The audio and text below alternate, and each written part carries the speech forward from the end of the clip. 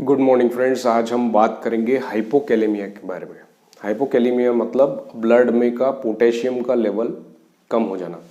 अब जब भी हम पोटेशियम का लेवल देखते हैं तो नॉर्मल लेवल जो है उसका 3.5 मिली इक्विवेलेंट पर लीटर से लेके 4.5 मिली इक्विवेलेंट पर लीटर से बीच में होता है।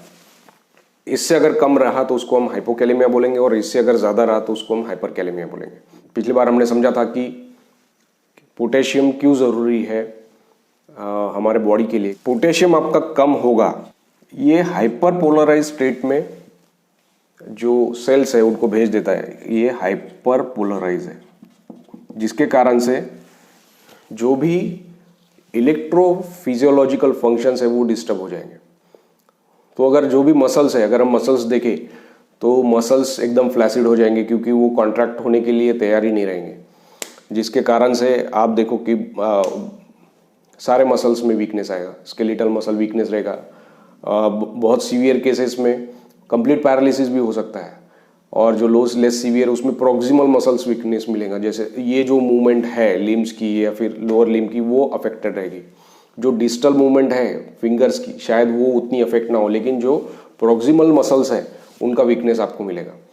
इसके अलावा जब इसकी सीवियरिटी बहुत ज़्यादा बढ़ जाती है तो ये रेस्पिरेटरी मसल्स को भी अफेक्ट कर देता है और पेशेंट रेस्पिरेटरी पैरालिसिस में भी जा सकता है। अब ये स्केलेटल मसल्स के साथ साथ ये स्मूथ मसल्स को भी अफेक्ट करता है। इसलिए जब भी पैरालिटिक आइलियस होता है तो पोटेशियम का लेवल चेक किया जाता है कि देख लो पोटेशियम बराबर है या नहीं, जिसके कारण से एब्डोमिनल डिस्टेंशन हो सकता है, पेशेंट को वॉमिटिंग हो सकती है, कॉन्स्टिपेशन हो सकता है। और अगर आप एक्सरे में देखो तो air fluid level, dilated bowel loops आपको मिल सकते हैं। और जैसे ही आपने फिर पोटेशियम का लेवल करेक्ट किया तो इंटेस्टिनल मोटिलिटी शुरू हो जाती है और एब्डोमिनल डिस्टेंशन चला जाता है। इसके अलावा बहुत सीवियर केसेस में डिस्फेजिया भी हो सकता है। तीसरा हम इसका पोटेशियम का हाइपोकैलेमिया का रोल देखते हैं कार्डियक कॉन्ट्रैक्टिलिटी में। तो जब भी हाइपोकैलेमिया होता है तो कार्डियक अरिथमियाज होने के चांसेस बहुत बढ़ जाते हैं। अब इसमें क्योंकि ये हाइपर पोलराइज स्टेट में कार्डियक इसको मसल्स को रखता है, इसके कारण से इस केस में हमको कुछ चेंजेस दिखेंगे। ईसीजी में हमको कुछ चेंजेस दिखेंगे जब भी पोटेशियम का लेवल कम होगा। तो इसमें हम देखेंगे कि प्रोलॉन्ग रीपोलराइजेशन हुआ। तो अगर हम ईसीजी देखें तो स्टार्टिंग में हमको पी वेव दिखता है जो एट्रिया के कॉन्ट्रैक्शन को कोइंसाइड करता है। फिर उसके बाद में आपके पास में क्यूआरएक्स कॉम्प्लेक्स आता है जो वेंट्रिकुलर कॉन्ट्रैक्शन के लिए दिखाता है, और यहाँ से जो आगे का पोर्शन है ये रीपोलराइजेशन का है।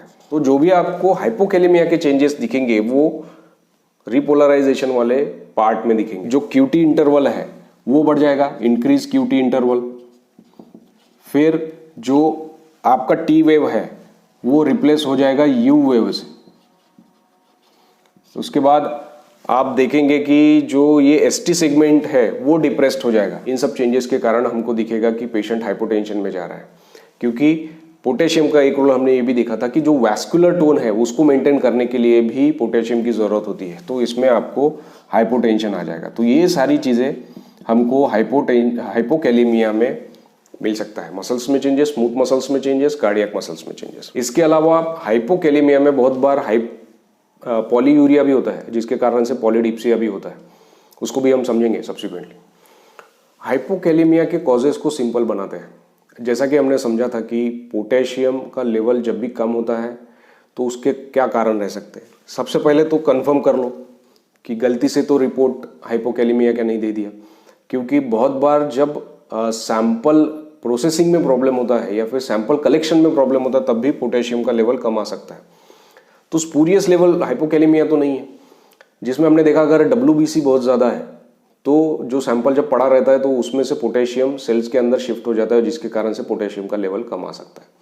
तो सबसे पहले स्पूरियस हाइपोकैलेमिया तो नहीं है, वो हमको देखना है। WBC ज़्यादा तो नहीं है, थ्रोम्बोसाइटोसिस तो नहीं है, मतलब आपके जो प्लेटलेट का लेवल है वो तो बहुत ज़्यादा नहीं है, या WBC का लेवल बहुत ज़्यादा तो नहीं, वो आपको देख लेना है। एक बार आपने ये रूल आउट कर लिया तो आपको इंटेक ध्यान में रखना पड़ेगा। इंटेक के कारण हाइपोकैलेमिया कैसे हो सकता है। फॉर एग्जांपल कोई अगर पेशेंट को आपने पोटेशियम डिप्लीटेड फीड पे है ना, उसको ऐसा फूड दिया जा रहा है जिसमें पोटेशियम का लेवल कम है, या फिर आईवी फ्लूइड पे पेशेंट है जिसको पोटेशियम फ्री फ्लूइड दिया है, आपने आईवी फ्लूइड में पोटेशियम डाला ही नहीं, 5% डेक्सट्रोज में चल रहा है या 10% डेक्सट्रोज चल रहा है, तो या फिर प्लेन डीएनए से हाफ डीएनए चल रहा है जिसमें पोटेशियम नहीं डाला गया है, तो ऐसे कंडीशन में भी डेफिनेटली इंटेक कम होगा और जिसके कारण से पोटेशियम कम होगा। या फिर पोटेशियम बहुत ज़्यादा एक्सक्रीट हो रहा है। अब एक्सक्रीट होने के जो लेवल है, जैसा हमने समझा था कि मेन सोर्स तो आपका रीनल है, लेकिन पैथोलॉजिकल कंडीशन में भी आपका पोटेशियम एक्स्ट्रा रीनल सोर्स से भी यूज हो सकता है, लॉस हो सकता है। फॉर एग्जांपल, अगर किसी को जीआईटी में से पोटेशियम लॉस हो रहा है, डायरिया है, वोमिटिंग है, या फिर वीआईपीओमा है जो एक प्रकार का जीआईटी का ट्यूमर है, तो इसमें भी बहुत ज़्यादा पोटेशियम जीआईटी में से लॉस होता है और पोटेशियम का लेवल कम हो सकता है। या फिर स्किन है, बहुत ज़्यादा पर्सपिरेशन हो रहा है ना, किसी ने ट्रैवल किया है या फिर बहुत ज़्यादा गर्मी है जिसके कारण से स्किन में से बहुत ज़्यादा पसीना चला गया और उसके साथ में पोटेशियम लॉस हो गया, तो भी हाइपोकैलेमिया हो सकता है। इसके अलावा रीनल कॉजेस, अब रीनल कॉजेस सबसे इंपॉर्टेंट है क्योंकि मेनली जो कॉजेस रहते हैं वो हाइपोकैलेमिया के जो रहते हैं वो मोस्टली रीनल लॉसेस के कारण ही रहते हैं। तो सबसे पहले ड्रग्स, जो भी पोटेशियम लूजिंग ड्रग्स है, फॉर एग्जांपल लूप डायूरेटिक्स, अपने जो जैसे कि फ्रूजेमाइड है या फिर थायजाइड है, वो हाइपोकैलेमिया कर सकते हैं। इसके अलावा पेनिसिलिन के कारण हाइपोकैलेमिया हो सकता है। इसके अलावा एम्फोटेरिसिन बी जो कि फंगल इन्फेक्शन के लिए यूज होता है, उसमें भी आपको हाइपोकैलेमिया मिल सकता है।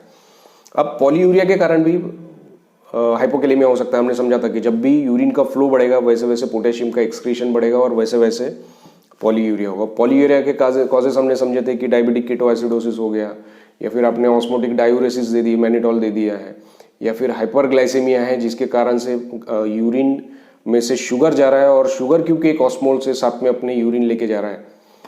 इसके अलावा जो एक्यूट ट्यूबुलर नेक्रोसिस का पॉलीयूरिक फेज है, या फिर पोस्ट ऑब्स्ट्रक्टिव रिलीज, अगर समझो कोई ऑब्स्ट्रक्टिव यूरोपैथी है उसको आपने रिलीज कर दिया, उसके कारण से पॉलीयूरिया हो रहा है या किसी भी कारण से पॉलीयूरिया हो रहा है, तो भी आपको पोटेशियम का लेवल देखना है। इसलिए जब भी यूरिन बहुत ज़्यादा होता है किसी भी कारण से, ड्रग्स के कारण या फिर डिसीज प्रोसेस के कारण, तो सबसे पहले इंटेंसिवियस बोलते हैं इसका पोटेशियम बताओ, है ना। तो ये पोटेशियम इसमें पॉलीयूरिया में एक्सक्रीट होता है। इसके अलावा मिनरलोकॉर्टिकॉइड एक्सेस, हमने बोला था कि अल्डोस्टेरॉन का लेवल अगर बहुत ज़्यादा बढ़ गया तो अल्डोस्टेरॉन एपिथेलियल सोडियम को चैनल्स को इंड्यूस करेगा जो बहुत ज़्यादा सोडियम एब्जॉर्ब करेगा और उसके एवज में पोटेशियम सिक्रेट होगा, तो आपको इसमें भी पोटेशियम का लेवल कम हो सकता है। तो ये ऐसे मिनरलोकॉर्टिकॉइड एक्सिस कौन से कंडीशन में हो सकते हैं? एक तो हमने समझा था कि हाइपर अल्डोस्टेरोनिज्म जिसको कोन्स डिसीज भी कहते हैं। इसके अलावा कुशिंग सिंड्रोम्स है, या फिर कंजेनाइटल एड्रिनल हाइपरप्लेजिया है जिसमें 17 हाइड्रोक्सी प्रोजेस्टेरोन जो रहता है उसका डेफिशिएंसी होता है, उसमें आपको ये वाला मिनरलोकॉर्टिकॉइड एक्सिस के कारण हाइपोकैलेमिया मिल सकता है। इसके अलावा रेनिन अगर ब्लड में बहुत ज़्यादा हो सकता है, तो रेनिन एंजियोटेंसिन अल्डोस्टेरॉन कॉम्प्लेक्स हम बोलते ही ऐसा है क्योंकि रेनिन का फिर कन्वर्जन हो जाता है अल्डोस्टेरॉन में, तो रेनिन सिक्रेटिंग ट्यूमर्स बहुत बार होते हैं। या फिर क्रोनिक लो वॉल्यूम अगर है तो जिसके कारण से रेनिन लेवल ज़्यादा रहते हैं और आपको अल्टीमेटली हाइपोकैलेमिया मिल सकता है। इसके अलावा जेनेटिक डिसऑर्डर्स हमने समझा था, बार्टर सिंड्रोम्स है, जेटलमन सिंड्रोम्स है, या फिर लिडल सिंड्रोम्स है, या फिर रिनल ट्यूबुलर एसिडोसिस है। इन सब कंडीशन में, जेनेटिक कंडीशन में आपको हाइपोकैलेमिया मिल सकता है। तो इस प्रकार से अगर आप इस तरीके से याद रखेंगे तो हाइपोकैलेमिया के कॉजेस याद रखना आपको आसान हो जाएगा। इसके अलावा रिडिस्ट्रीब्यूशन इनसाइड द सेल्स, ये एक इंपॉर्टेंट कॉज होता है कि पोटेशियम टोटल बॉडी का कंटेंट कम नहीं हुआ है, बस जो पोटेशियम आपका बाहर रहना चाहिए था, इंट्रावास्कुलर कंपार्टमेंट में रहना चाहिए था, वो इंट्रासेल्यूलर कंपार्टमेंट में चला गया। तो इसका कारण हमने समझा था कि अगर अल्कलोसिस होता है तो पोटेशियम सेल के अंदर शिफ्ट हो जाता है जिसके कारण से आपके ब्लड लेवल के पोटेशियम्स कम आ सकते हैं। तो ये चीज़ हमको ध्यान रखना है कि अगर आप किसी कारण के लिए सोडा बाई कार्ब यूज़ कर रहे हैं तो जब भी आप सोडा बाई कार्ब देंगे पीएच अल्कलाइन की तरफ जाएगा और पोटेशियम सेल के अंदर चला जाएगा, आपको पोटेशियम का लेवल कम मिलेगा। दूसरा, अगर इंसुलिन का लेवल आपका बढ़ जाता है, इंसुलिन अगर ज़्यादा है तो इंसुलिन भी पोटेशियम को सेल के अंदर भेजेगा। तीसरा, बीटा 2 अगोनिस्ट जैसे साल्बुटामॉल है उसका नेबुलाइजेशन ज़्यादा हो गया तो उसके कारण से भी पोटेशियम सेल के अंदर शिफ्ट होगा। चौथा, जो अल्फा एंटागोनिस्ट है या फिर इसके कारण से भी सेल के अंदर पोटेशियम शिफ्ट होगा। हाइपोकैलेमिक पीरियोडिक पैरालिसिस में भी पोटेशियम सेल के अंदर शिफ्ट होगा। कैटाकोलामाइन के एक्सेस के कारण भी जो पोटेशियम है वो सेल के अंदर शिफ्ट होगा। तो अब हम देखेंगे कि हाइपोकैलेमिया का डायग्नोसिस हम कैसे कर सकते हैं। Most of the time clinically diagnosis बहुत ऑब्वियस रहता है। पेशेंट डायूरेसिस पे रहता है और यूरिन आउटपुट काफ़ी ज़्यादा रहता है, तो ऑब्वियसली हमको पता चल जाता है कि नहीं ये यूरिन में पोटेशियम लॉस हो रहा है। उसका डायूरेटिक है, या तो आप रोक सकते हैं या फिर उसको स्पाइरोनोलैक्टोन जैसे पोटेशियम स्पेयरिंग डायूरेटिक्स पे डाल के उसको कंजर्व करके देख सकते हैं। लेकिन कभी कभी हाइपोकैलेमिया का डायग्नोसिस करना मुश्किल हो जाता है, क्लिनिकली ऑब्वियस नहीं होता है। तो ये एक सिंपल अप्रोच हम फॉलो कर सकते हैं। इसके लिए हमको सबसे इम्पोर्टेंट है कि यूरिन पोटेशियम क्रिएटिनिन रेशो देखना जरूरी है। आपने बहुत से डिसीजेस में पढ़ा होगा कि क्रिएटिनिन के साथ में उसका रेशो देखते हैं। कैल्शियम क्रिएटिनिन रेशो देखा जाता है, फिर पोटेशियम क्रिएटिनिन रेशो देखा जाता है, सोडियम क्रिएटिनिन रेशो देखा जाता है। बेसिकली ये रेशो देखने का जो मकसद है वो ये देखना है कि जो भी चीज़ को आप कंपेयर कर रहे हैं उसका यूरिन में एक्सक्रीशन कितना है। तो जब आप पोटेशियम क्रिएटिनिन रेशो देखते हैं तो आप देखना चाहते हैं कि पोटेशियम यूरिन में सिक्रीट हो रहा है या नहीं हो रहा है। अब ऑब्वियस सी बात है, अगर समझो बॉडी में पोटेशियम कम हो रहा है तो नॉर्मल रिस्पॉन्स ये होना चाहिए कि बॉडी पोटेशियम को रिटेन करे। इसका मतलब है कि अगर किडनीज आपके नॉर्मल है और आपके सीरम का पोटेशियम लेवल कम है तो ऐसे कंडीशन में बॉडी यूरिन में से पोटेशियम को रीएब्जॉर्ब करेगी, कम से कम सिक्रेट करेगी, पोटेशियम को कंजर्व करने की कोशिश करेगी। तो इसलिए हमको ये रेशो देखना है। अगर ये रेशो आपका लेस देन 1.5 मिली इक्विवेलेंट पर मिलीमोल ऑफ क्रिएटिनिन है, मतलब आपकी किडनी बराबर से पोटेशियम को कंजर्व कर रही है। क्यों कंजर्व कर रही है? क्योंकि आपका ऑलरेडी सीरम पोटेशियम लेवल कम है।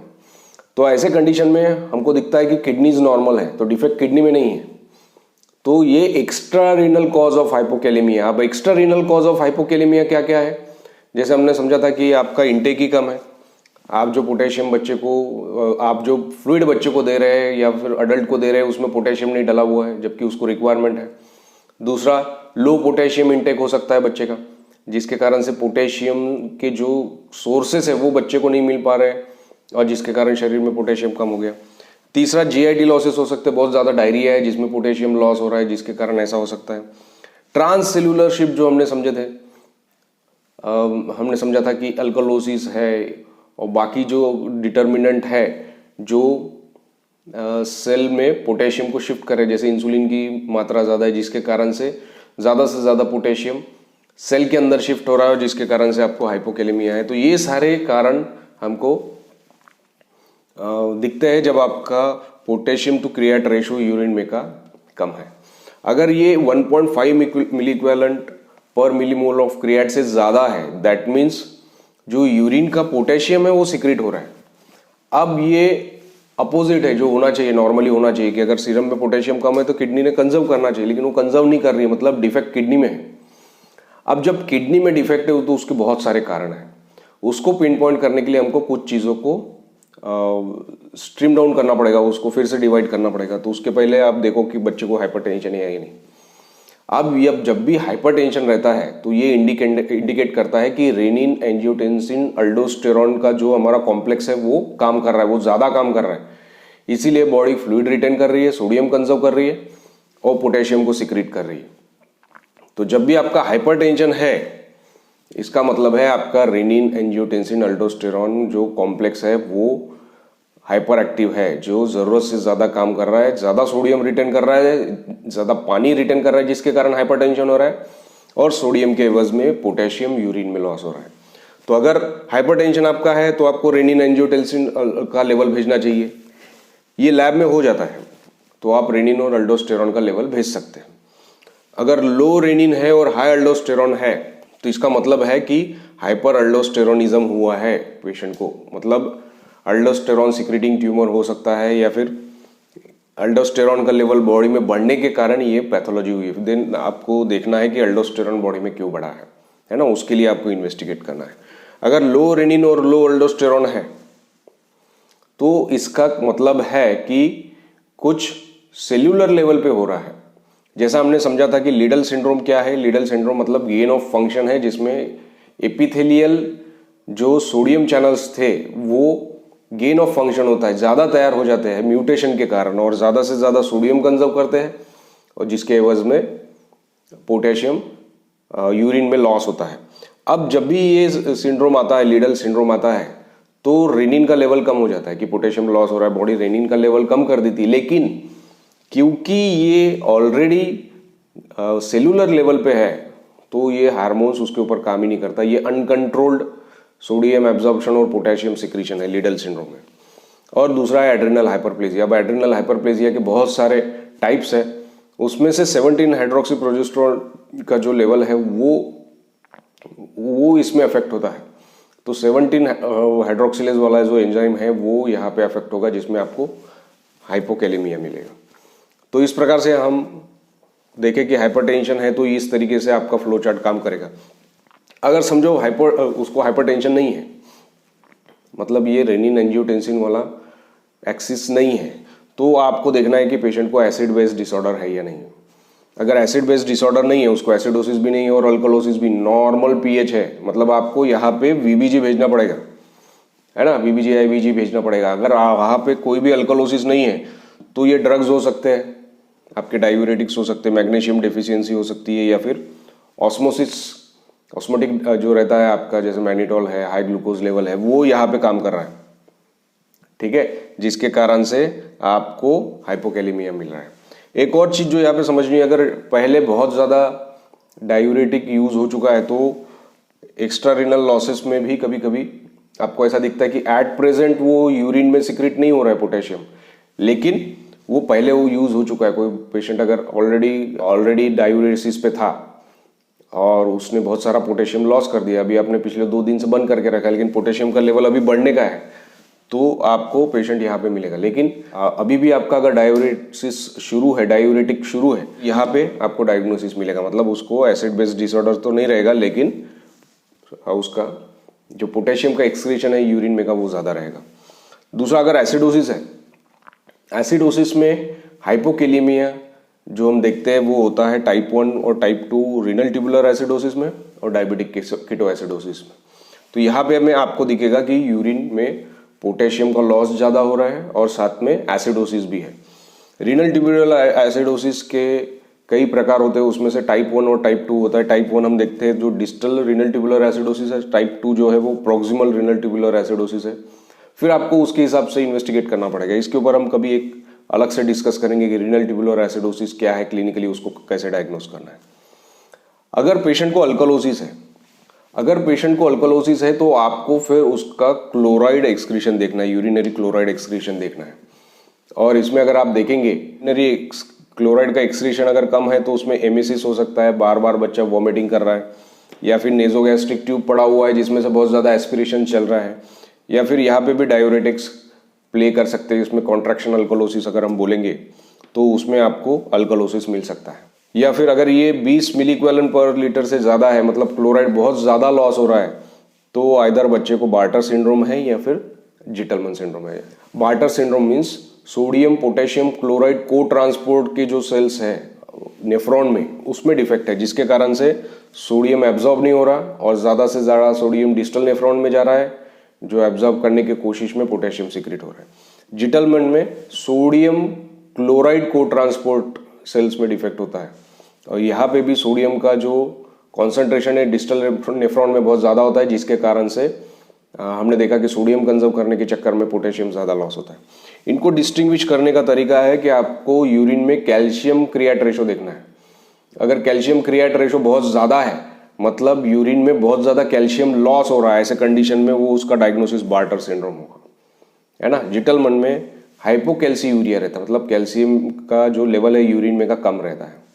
तो ये दोनों को डिस्टिंग्विश करेगा। क्लिनिकली ये दोनों भी पॉलीयूरिया के साथ में प्रेजेंट होंगे, अल्कलोसिस के साथ में प्रेजेंट होंगे और इसका यूरिनरी क्लोराइड एक्सक्रीशन ज़्यादा रहेगा। अब ये अगर पेशेंट देखेंगे तो आप बहुत बार हाइपोनाइट्रेमिक रहते, हाइपोकैलेमिक रहते और बार्टर्स में हाइपोकैल्सीमिया में भी ज़्यादा रहता है। जिटलमन में मैग्नीशियम का लेवल भी कम रहता है। तो क्लिनिकली और लैब वाइज आपको इसको डायग्नोस करना होता है। इसका कंफर्मेटरी डायग्नोसिस आपको उसका म्यूटेशन कंफर्म करके होना होता है। जैसा हमने समझा था कि बार्टर्स में आपको सोडियम पोटेशियम क्लोराइड को ट्रांसपोर्ट का म्यूटेशन मिलेगा, और यहाँ पे जिटलमैन में आपको सोडियम और क्लोराइड को ट्रांसपोर्ट केस में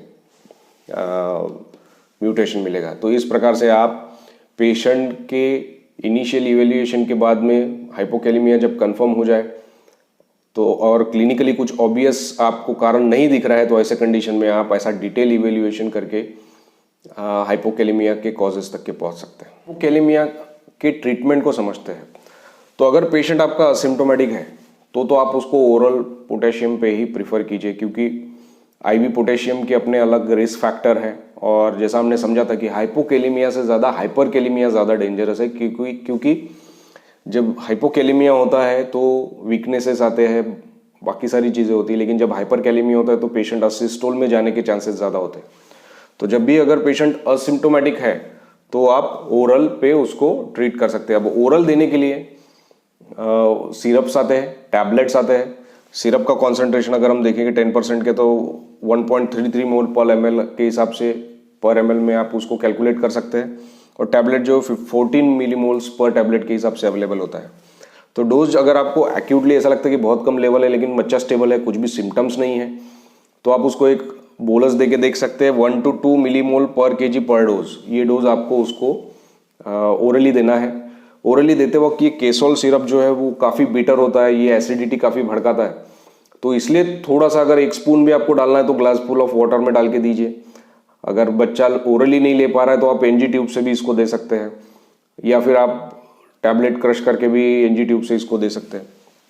इसका जो डोज है, मेंटेनेंस डोज है 2 to 5 मिलीमोल्स पर केजी पर डे है। इसको आप 3 से 4 डोजेस में डिवाइड करके दे सकते हैं। तो ये केसोल सिरप करके आता है, इसको आप इस प्रकार से ओरली दे सकते हैं असिम्प्टोमेटिक पेशेंट्स में।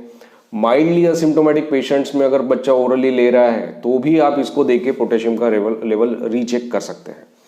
जैसे कोई बच्चा ऑलरेडी फुल फीड पे है, पोटेशियम का लेवल कम है, सिम्प्टोमेटिक है लेकिन सिम्टम्स माइल्ड है, हम देख रहे हैं कि ज़्यादा कुछ सिम्टम्स नहीं है, बस थोड़ा सा वीकनेस जैसा लग रहा है, पोटेशियम का लेवल कम आया है, तो आप उसको ओरली ट्रीट कर सकते हैं। या फिर पेशेंट अगर फीडिंग पे नहीं है तो ऐसे कंडीशन में आप उसका जो मेंटेनेंस फ्लूइड है उसमें पोटेशियम का लेवल बढ़ा सकते हैं। नॉर्मली हम देखते हैं कि 20 मिली इक्विवेलेंट पर लीटर के हिसाब से हम पोटेशियम डालते हैं, लेकिन अगर समझो आपको इसका लेवल बढ़ाना है तो आप 60 मिलीमोल पर लीटर तक के आप जा सकते हैं।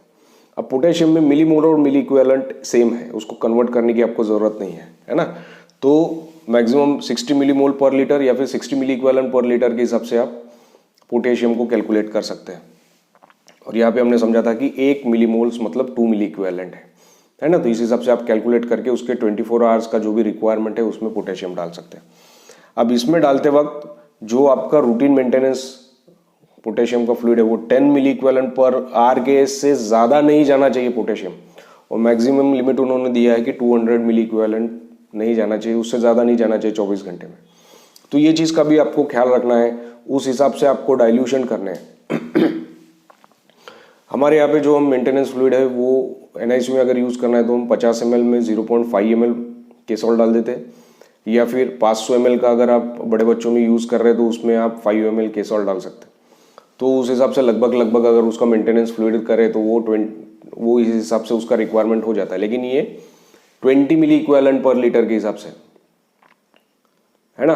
अगर आपको 40 करना है तो आपको डोज डबल करना पड़ेगा, 50 में 1 ml डालना पड़ेगा या फिर 500 में 10 ml डालना पड़ेगा। तो उस हिसाब से आपको कैलकुलेट करना है, पोटेशियम को बार बार रिपीट करना है। जिस वक्त अपना पोटेशियम का लेवल नॉर्मल के करीब आ जाए या फिर सिम्टम्स चले जाए तो आपको स्टेप डाउन करना है। जब भी अपॉर्चुनिटी मिले आपको IV से ओरल पे शिफ्ट करना है। क्यों? क्योंकि IV पोटेशियम डेंजरस है, ठीक है। और ये ट्रीटमेंट हर जगह पे नहीं हो सकता, इसको अपन OPD में नहीं कर सकते, इसको या तो कैजुअलिटी में या फिर ICU में एडमिट करके कार्डियक मॉनिटर लगा के ECG को मॉनिटर करके ही देना चाहिए। अगर सीवियर केसेस है तो उसको तुरंत आपको ICU में शिफ्ट करना चाहिए। क्यों? क्योंकि इस कंडीशन में अगर आप पोटेशियम दे रहे हैं, IV पोटेशियम का रिक्वायरमेंट होता है, तो ऐसे कंडीशन में पेशेंट को अरिथमियाज हो सकते हैं, उसको मॉनिटर करना बहुत ज़रूरी है। तो सीवियर सिम्टोमेटिक अगर हाइपोकैलेमिया है, ECG चेंजेस आ रहे हैं, या फिर बहुत ज़्यादा सीवियर लेस देन 2.5 के नीचे आ गया है, या फिर 3.2 के नीचे लेकिन साथ में मेटाबॉलिक एसिडोसिस है, आपको बाइकअप देना पड़ेगा। और जैसा हमने समझा था कि जब आप बाइकअप दोगे तो पोटेशियम सेल के अंदर चला जाएगा, तो ये पोटेशियम और लेवल ड्रॉप हो जाएगा। या फिर आपका पोस्ट ऑफ सीवीटीएस सर्जरी का पेशेंट है ना, टीजीए ऑपरेट किया आपने या फिर टीईपीवीसी ऑपरेट करके रखा हुआ है और आप चाहते हैं कि उसका पोटेशियम 3.5 के ऊपर रहे क्योंकि ऑपरेट हुआ है, तो ऐसे बच्चे ज़्यादा प्रोन रहते हैं अरिथमियास के लिए, हाइपरकैलेमिया के रिस्पॉन्स, हाइपोकैलेमिया को ज़्यादा विगरसली हमको ट्रीट करना पड़ता है, इसलिए हम उसका लेवल मिनिमम 3.5 मिली इक्विवेलेंट के करीब रखते हैं। तो ऐसे कंडीशन में आपको आईवी पोटेशियम देना चाहिए। तो पोटेशियम का जब आप आईवी देते हैं तो उसका डोज है 0.5 मिली इक्विवेलेंट पर केजी। उसको आपको डाइल्यूट करना है। डाइल्यूट करने के लिए कोशिश कीजिए कि 5% डेक्सट्रोज ना यूज़ करें, नॉर्मल सलाइन यूज़ करें और उसको स्लोली आपको देना है ओवर 1 आवर। और ये 1 आवर पे देते वक्त भी आपको ईसीजी मॉनिटर करना है। ऐसा नहीं है कि आपने लगा दिया और बस बाद में देख रहे, क्योंकि जो हमने देखा था कि जो पोटेशियम को रिस्पॉन्स है वो हर इंडिविजुअल का अलग है। आप बोलोगे सर उसका पोटेशियम तो कम है, लगा दिया तो उसको मॉनिटर करने की क्या ज़रूरत है, उसको तो ज़रूरत है, लेकिन आईवी पोटेशियम का जो रिस्पॉन्स है वो हर किसी में अलग अलग आ सकता है। बहुत बार थोड़े से पोटेशियम में ही ये डिफिशियंसी करेक्ट हो जाती है और सिम्टम्स हाइपरकैलेमिया के प्रेसिपिटेट हो सकते हैं। और जैसा हमने समझा था कि बाकी भी जो बहुत सारी चीज़ें हैं जो पोटेशियम का सेल के अंदर और बाहर के मूवमेंट को रेगुलेट करते हैं, और बहुत बार उसके कारण से भी या फिर किसी और ड्रग्स के कारण भी सडनली पोटेशियम सेल से बाहर शिफ्ट हो जाता है और एकदम से सडन पोटेशियम लेवल चेंज हो सकता है। इसलिए डोज एकदम स्लो देना है और उसके टाइम पे आपको ईसीजी मॉनिटरिंग भी करना है। जब भी आप पोटेशियम का ट्रीटमेंट करते हैं, हाइपोकैलेमिया का ट्रीटमेंट करते हैं, आपको 4-4 घंटे में पोटेशियम का लेवल देखना है और स्टेप डाउन करना है। अपॉर्चुनिटी मिलते बराबर आपको पोटेशियम को ओरल सप्लीमेंट पे शिफ्ट करना है, आईवी को स्टॉप करके। मेंटेनेंस फ्लूइड आप चलने दे सकते हैं, जिसमें का जो 20 मिली इक्विवेलेंट पर लीटर जो उसका रिक्वायरमेंट है, मेंटेनेंस डोज है, वो आप आईवी फ्लूइड में कंटिन्यू कर सकते हैं। और जब भी आप ये दे रहे हैं पोटेशियम, क्योंकि ये हाइपर ऑस्मोलर है, इसको आपको सेंट्रल लाइन से प्रीफर करना है, क्योंकि जब आप पेरिफेरल लाइन से हाई कॉन्सेंट्रेशन में पोटेशियम देते तो बहुत बार वहाँ पे थ्रोम्बोफ्लेबाइटिस हो जाता है और इस प्रकार से आपको हाइपोकैलेमिया का ट्रीटमेंट करना है। पोटेशियम क्लोराइड प्रीफर्ड ड्रग है और इसका हमने डिटेल में पहले, इसके पहले के जो टॉपिक है उसमें डिस्कस किया है इमरजेंसी ड्रग पार्ट 3 में, तो उसमें आप डिटेल में पोटेशियम क्लोराइड के बारे में पढ़ सकते हैं। ये तो आपका एक्यूट ट्रीटमेंट हो गया है, लेकिन इसके अलावा आपको ये भी देखना है कि ऐसी क्या चीज़ चल रही है जिसके कारण से पोटेशियम का लेवल कम हो गया। अगर आपके पोटेशियम फ्री फ्लूइड चल रहा है तो आपको उसमें पोटेशियम मेंटेनेंस में डोज में एडजस्ट करना है। यदि कोई लैक्सेटिव जैसी चीज़ यूज़ हो रही है तो उसको स्टॉप करना है। यदि डायरिया हो रहा है तो उसका ट्रीटमेंट करना है। यदि यूरिन डायूरेटिक्स यूज़ हो रहे हैं तो आपको उसके लिए पोटेशियम स्पेयरिंग डायूरेटिक्स पे उसको शिफ्ट कर सकते हैं क्या, वो देखना है। तो इस प्रकार से जो अंडरलाइंग कॉज है उसको भी आइडेंटिफाई करके आपको ट्रीट करना है। अगर इसके अलावा भी अगर परसिस्टेंटली पोटेशियम का लेवल कम है तो हमको फिर वो फ्लो चार्ट के हिसाब से देखना है कि क्या कारण हो सकता है, कहीं जिटलमैन तो नहीं है या फिर बार्टर सिंड्रोम तो नहीं है, रीनल ट्यूबुलर एसिडोसिस तो नहीं है।